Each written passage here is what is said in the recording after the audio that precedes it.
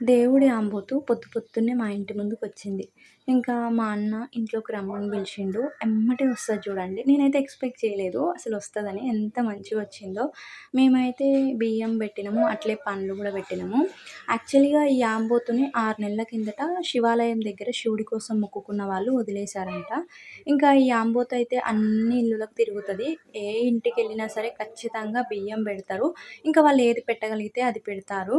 మేమైతే పట్టుకోవడానికి ట్రై జేసినాము. నేను స్టార్టింగ్‌లో కొంచెం భయపడ్డా. బట్ తర్వాత ఎంత దగ్గర నుంచి ముట్టుకున్నా సరే అసలేం అనలేదు. ఇంకా అమ్మ ఏమనిందంటే, "ఇంటి ముందుకు ఆంబోతొచ్చింది గదా! బొట్టు పెడదాము" అనేసి ఇంట్లోకెళ్ళి కుంకుమ తీసుకొచ్చింది. ఇంకా నేను, అమ్మ ఇద్దరం బొట్టు పెట్టేసినాము. నాకైతే మస్తు హ్యాపీ అనిపిచ్చింది. ఎందుకంటే దేవుడు ఆంబోతుని ఇంత దగ్గరగా చూడడం ఇదే ఫస్ట్ టైము. మీరెప్పుడైనా చూసారా లేదా కామెంట్ చేయండి.